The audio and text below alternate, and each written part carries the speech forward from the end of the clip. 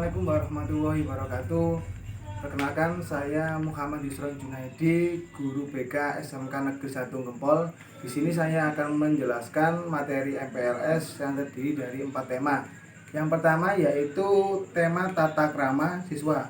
Yang kedua, cara belajar yang efisien. Ketiga, definisi pendidikan karakter. Yang keempat, pembinaan mental agama di sekolah. Dan yang pertama, saya akan jelaskan materi tentang materi tata krama siswa. Tata krama adalah kebiasaan yang lahir dalam hubungan antara manusia. Tata krama yang semula berlaku dalam lingkungan terbatas lama-kelamaan dapat merambat ke lingkungan yang lebih luas. Tata krama telah menjadi bagian dari pergaulan sehari-hari. Jadi, dapat disimpulkan bahwa tata krama adalah kebiasaan sopan santun yang disepakati dalam lingkungan pergaulan antara manusia setempat. Tata krama terdiri atas kata-kata dan krama. Tata berarti adat, aturan, norma, peraturan. Krama berarti sopan santun, kelakuan, tindakan, perbuatan. Tata krama bisa dilakukan di mana saja. Contohnya, yaitu 1. Tata krama dalam bertamu hendaknya berjanji terlebih dahulu dan datang tepat waktu. Tata krama berbicara, yaitu kita jangan sampai memotong pembicaraan orang lain. Perhatikan saat orang berbicara. Tata krama berpenampilan, cara menggunakan pakaian, seperti memakai pakaian yang harus cocok dengan situasi setempat. Berikutnya, tata cara makan. Jika kita waktu kita batuk, hendaknya kita menutup. Berdoa sebelum makan. Selanjutnya, tata cara menggunakan fasilitas umum, yaitu sopan berkendara di jalan, buang sampah pada tempatnya.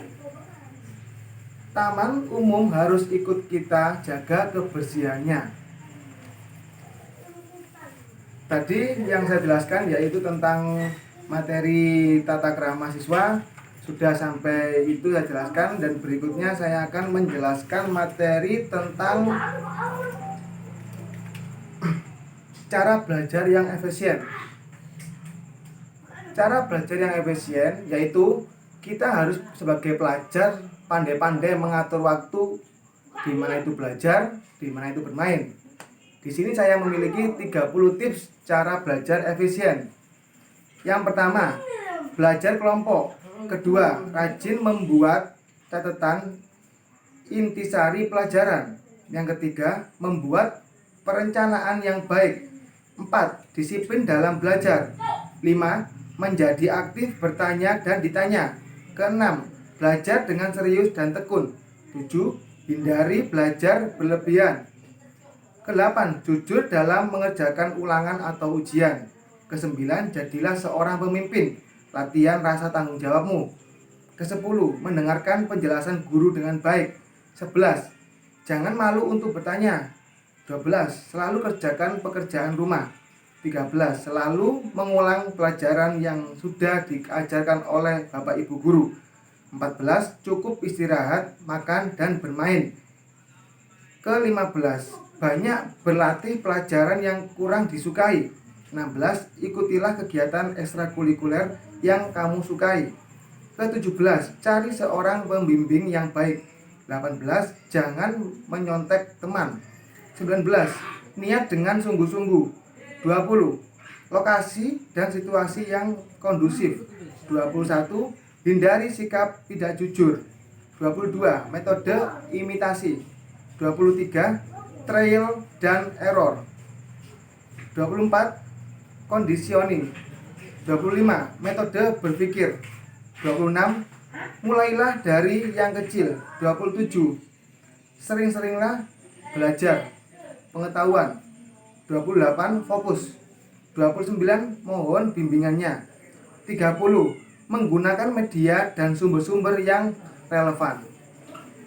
Ini tadi yang saya jelaskan yaitu tentang materi cara belajar yang efisien sebagai siswa. Jadi kalian harus bisa pandai-pandai belajar yang efektif, bagaimana itu waktunya belajar, bermain, waktunya pekerjaan rumah, membersihkan rumah depan orang tua. Ya, sudah cukup seperti itu yang saya jelaskan tentang cara belajar yang efektif. Yang ketiga, tema ketiga yaitu saya akan menjelaskan tentang pembinaan mental agama di sekolah. Yaitu, yang pertama, materi pelajaran agama harus terkesan akrab dan komunikatif dengan menitik beratkan pada penghayatan dan kesadaran dari dalam diri peserta didik kita. Kedua, materi pembelajaran harus yang sesuai keadaan yang dihadapi para peserta didik saat itu, karena itu bisa menjawab permasalahan mereka dan kebutuhan mereka sehingga mereka lebih antusias dalam belajar karena mereka membutuhkannya.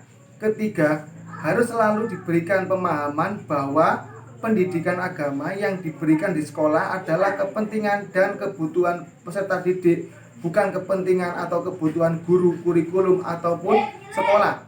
Keempat, para guru agama harus bisa menjadi teladan atau panutan utama bagi semua masyarakat sekolah, terutama para peserta didik kita. Yang terakhir, kelima, lingkungan sekolah atau masyarakat sekolah harus bersama-sama membantu dalam pelaksanaan penanaman mental agama peserta didik agar bisa maksimal dan dalam pencapaiannya. Ya, itu yang saya jelaskan tadi tentang pembinaan mental agama di sekolah.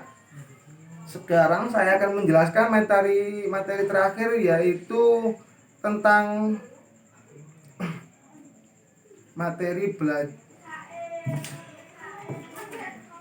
pembahasan, yaitu tentang definisi pendidikan karakter. Saya jelaskan ya. 1.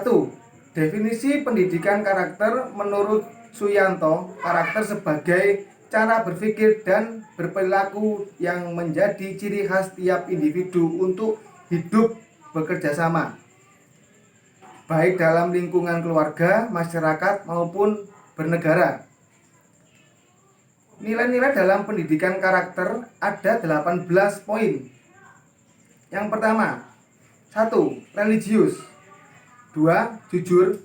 3. Toleransi. 4. Disiplin. 5. Kerja keras. 6. Kreatif. 7. Mandiri. 8. Demokratis. 9. Rasa ingin tahu. 10. Semangat kebangsaan. 11. Cinta tanah air. 12. Menghargai prestasi. 13. Bersahabat. 14. Cinta damai. 15. Gemar membaca. 16. Peduli lingkungan. 17. Peduli sosial. 18. Tanggung jawab. Pendidikan karakter memerlukan metode khusus yang tepat agar tujuan pendidikan tercapai.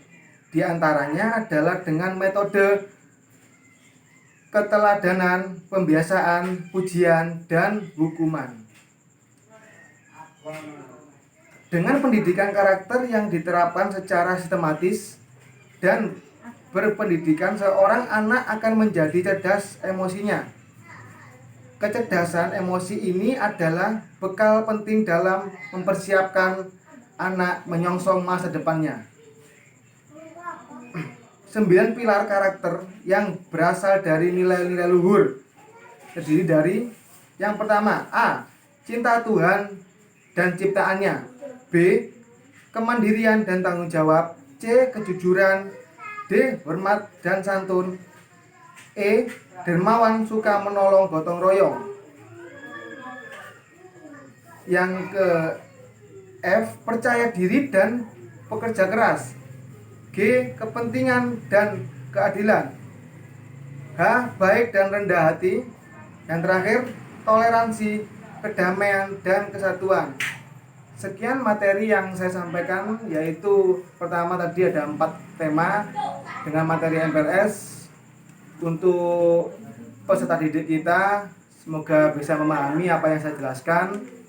Dan tugas kalian yaitu nanti membuat video dengan durasi maksimal 5 menit saja yang mencakup dari 4 tema tersebut. Kalian bisa ulangi video dari awal sampai akhir. Jika sudah memahami, baru kalian bisa membuat video dengan durasi maksimal 5 menit. Semoga sukses. Saya akhiri, wassalamualaikum warahmatullahi wabarakatuh.